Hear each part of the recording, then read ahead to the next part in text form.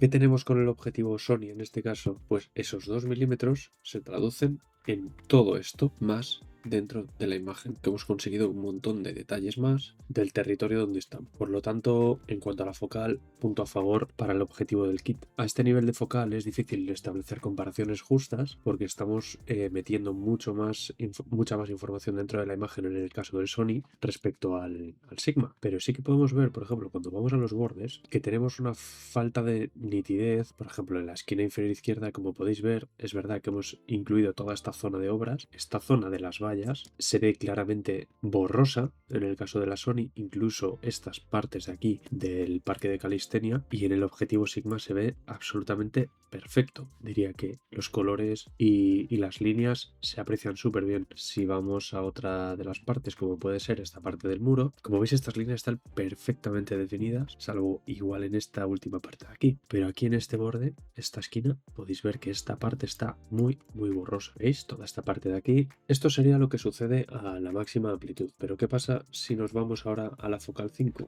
Es posible que esas zonas borrosas se recuperen cuando cerramos el foco. Pudiera parecer que hay un poquito más de foco en este caso. Me da la sensación de que el muro mejora ligeramente al cerrar F5.0, pero el resto se mantiene más o menos igual. Por aquí ningún cambio y la estética de la zona central es prácticamente idéntica. Vamos a poner la Sony al lado. Voy a aprovechar para mostrar otra cosa, ahora que estamos en F8, que es el tema de la aberración cromática. Voy a filtrar ahora solo los RAW y vamos a ver algún detalle mucho más específico de alguna de las zonas. Por ejemplo, esta sería la fotografía tomada con la Sony. Esto es un detalle que he encontrado. Si os fijáis, encontramos cierta aberración cromática como es natural en este tipo de zonas donde hay mucho contraste. Aquí se ve muy claramente. Esto obviamente es corregible entre comillas con las herramientas de Darktable y no debería suponer ningún problema. A este tamaño al que te hemos tomado la foto,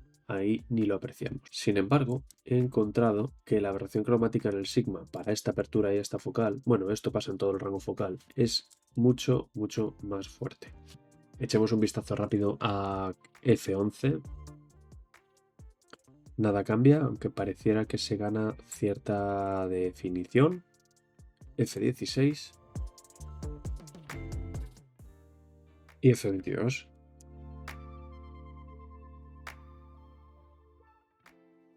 Vamos a pasar ahora a una focal más interesante, que es la de los 24. No voy a comparar el 2.8 con el 5 porque en el caso de los 24 milímetros en el objetivo Sony es a apertura 5, así que voy a comparar apertura 5 con apertura 5. Este sería el vistazo de las dos imágenes tomadas a longitud focal de 24. Vamos a ver algunos de los detalles. A simple vista pudiera parecer que el Sigma tiene mayor definición y nivel de detalle, pero ojo, porque aquí ha habido cambios de luz, como ya os he comentado antes, y esto puede ser una perspectiva errónea.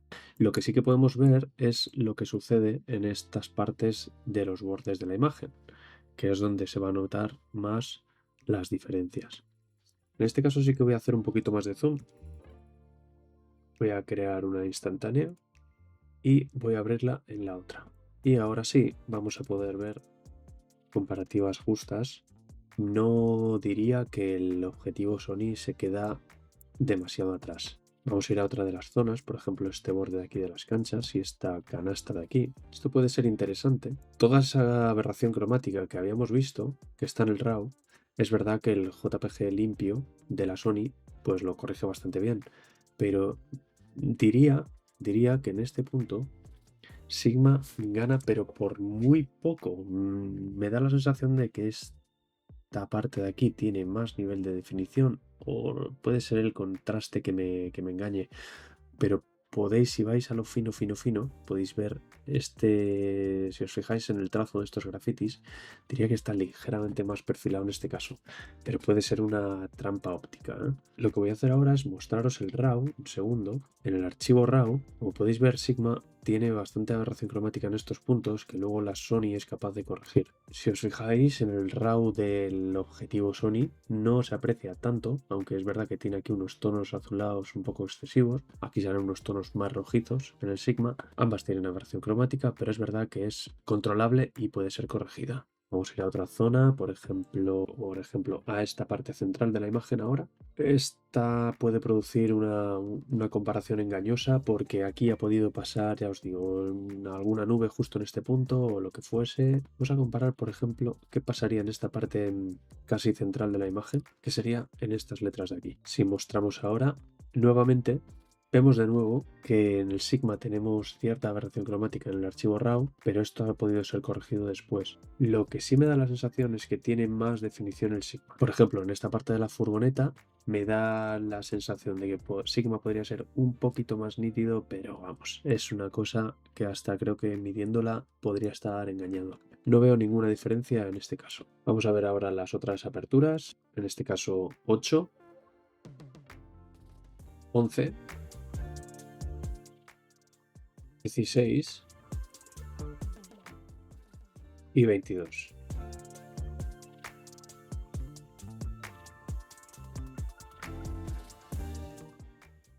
Ahora vendría mi focal favorita, que sería la longitud focal 35.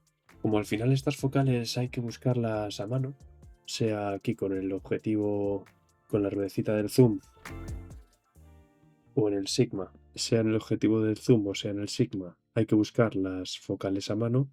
Es verdad que a veces te puedes quedar un poquito arriba, un poquito abajo. En este primer vistazo encuentro dos cosas. Creo que en el Sony va a haber más distorsión y desenfoque en los bordes. Sin embargo, no se genera este viñeteo tan marcado que sí que tiene Sigma. En la corrección de lente lo podemos corregir en Darktable, pero bueno, es un aspecto a tener en cuenta. Los JPG aparecen más viñeteados en 35 milímetros en el Sigma respecto al Sony. Vamos a ver algunos de los detalles ahora, como por ejemplo esta parte de aquí abajo. Aquí es donde se empieza a ver que los objetivos se distancian. El viñeteo es una cosa que hasta puede ser un efecto que busquemos en muchas fotos y no afecta en prácticamente nada y puede ser corregido. Lo que es difícil de corregir es encontrar zonas de la imagen, en este caso las zonas centrales, perfectamente enfocadas y encontrar bordes difusos. Eso sí que es muy difícil y con las correcciones de lente no lo vamos a conseguir. Aquí, como podemos ver, en el Sigma, estas zonas parecen perfectamente definidas. Incluso fijaos en estos bordes del agua y estas personas de aquí a la izquierda. Y aquí aparece toda una estela de difusión de zonas que no aparecen tan perfectamente nítidas como aquí. Lo mismo pasará al otro lado, como si hubiera pasado algo de niebla por ahí. Se aprecia muy claramente. Estas partes centrales se aprecian mucho menos y en este edificio se aprecia un montón. Vamos a ver qué pasa ahora a otras aperturas. Vamos a ver apertura 8. Si hacemos zoom para abajo, mágicamente en el Sony, al cerrar la apertura, esas zonas borrosas que encontrábamos en la F más baja, las recuperamos. Tienen más nitidez ahora en estos bordes. Como podéis ver, ahora empiezan a aparecer más detalles en los bordes y a corregirse esas zonas de niebla, así como aquí todavía se aprecia un poquito más, pero bueno, es posible que esto se mejore todavía más al subir la F. A 11, como veis, el centro de una y otra imagen es prácticamente idéntico, no hay cambios sustanciales y esos bordes difusos que teníamos en la máxima apertura en la Sony pues se han ido en cuanto empezamos a cerrar el diafragma. 16 a 22. En este caso, esas nieblas que encontrábamos en los bordes prácticamente han desaparecido a esta apertura. Aquí ya en este edificio y en este hay muy pocas diferencias. En este análisis hemos analizado solo hasta apertura 22, que es la máxima que permite el Sigma, pero sin embargo el Sony, a esta distancia focal de 35 milímetros, permite cerrar la apertura a f32 y este sería el resultado a f32. La última de las distancias focales, que sería 50. Voy a mostrar un segundo. La apertura 2.8 de Sigma no tiene un equivalente así en la Sony. Entonces, lo que sí podemos ver en un primer vistazo es a esta distancia focal de 50 milímetros. A la izquierda tendríamos el disparo en f5 con Sigma y el disparo con f2.8, que sería la máxima apertura con Sigma también. Como podéis ver, en la máxima apertura se aprecia un pelín más de viñeteo en las esquinas. Estas serían las imágenes tomadas en f5 a la izquierda y en f2.8. La apertura de 2.8 es muy útil para condiciones de poca luz. Para estas condiciones, pleno día, me da la sensación de que el enfoque es mejor a f5. No digamos ya si lo subo. Vamos a comparar Sony con la Sigma, que sería esta comparativa. Ahora mismo a la izquierda tenemos la Sony en su f mínima para 50 mm, que es 5.6, y a la derecha la Sigma en f.5, la que hemos visto antes. Si vamos a la zona central, aquí ya sí que apreciamos la óptica de Sigma, para mi gusto, ya es donde más se nota, que tiene mucha más nitidez. Se aprecian estos árboles, se aprecian estas líneas, se aprecian el edificio de atrás. Ahora mismo los dos estarían más o menos al mismo nivel de iluminación. Se aprecian en estas antenas que sobresalen del edificio. Se aprecia en un montón de detalles.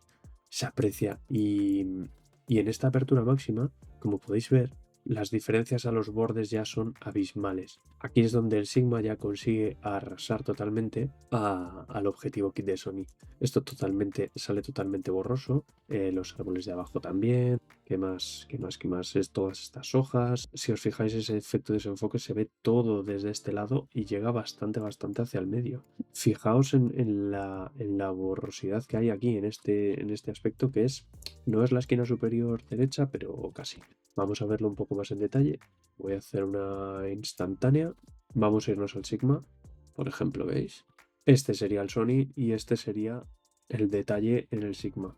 Gana por goleada. Bueno, un aspecto que no hemos dicho es que vuelve a suceder lo que sucede a los 35 mm. En apertura 5 se ve mucho más viñeteo en el Sigma y eso es algo a tener en cuenta.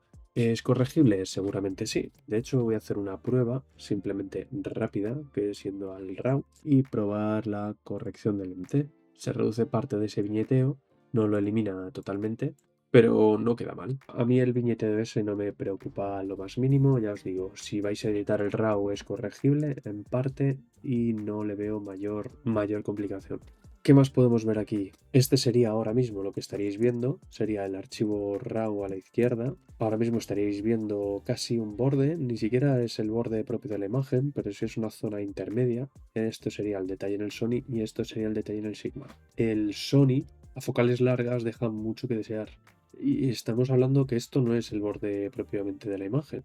Y ya veis que la nitidez que conseguís con el Sigma aquí ya es muchísimo más alta. No hay tanta aberración cromática como pensaba, andan todos los dos a la par. Vamos a ir a una zona de alto contraste ahora. En el Sigma encontraríamos muchísima más nitidez. Sony a la izquierda, Sigma a la derecha.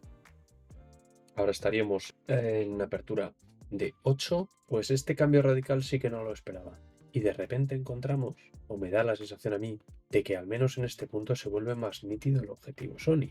La exposición ha sido la misma, increíblemente, parece ser que estas zonas desastrosas en Fs bajas se corrigen simplemente subiendo la F. Vamos a hacer zoom a otra parte, por ejemplo a este detalle de aquí. Aquí estamos un poquito más hacia el borde. Sí que es verdad que Sigma sigue teniendo más nitidez, pero no encontramos grandes cosas. Vamos a ver esta parte de los coches. Esta zona que era un absoluto desastre en F baja, en el Sony, pues se ha recuperado bastante bien. Y ya por último, en alguna de las zonas centrales, no solo encontramos que las imágenes son prácticamente idénticas, sino hasta diría que Sigma podría estar un pelín por debajo. Fijaos en estos postes. Fijaos en estos contrastes de aquí abajo. Estoy un poco sorprendido, porque a nivel de colores no hay nada. De hecho, sigue teniendo un poco más de viñeteo Sigma. Vamos a hacer zoom a otra zona. No sé si esto ha sido por un pequeño temblor durante el disparo. Vamos a verlo con las siguientes Fs. Pero el Sony se ha recuperado muy bien hasta en este punto. Vamos a mostrar ahora F11. Primer vistazo.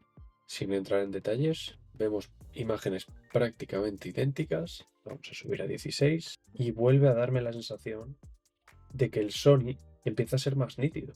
Vamos a ver esto en detalle otra vez. No me queda ninguna duda. El Sony, cuando empezamos a cerrar el diafragma, empieza a ser más nítido incluso que el Sigma. No sé, juzgad vosotros mismos, incluso diría que con menos aberración cromática. Sorprendentemente, diría que tiene más aberración cromática incluso. Y el Sony ha ganado toda esa definición que ha perdido Sigma en estas Fs. Ahora mismo tendríamos el Sony arriba y el Sigma abajo. En cualquier caso, tengo dudas. Vamos a ver ya para terminar en F22. Se mantiene muy bien en todo el rango. Y en la Sony parece ser que flojea un poco más el centro. Sin embargo, los laterales se mantienen muy bien.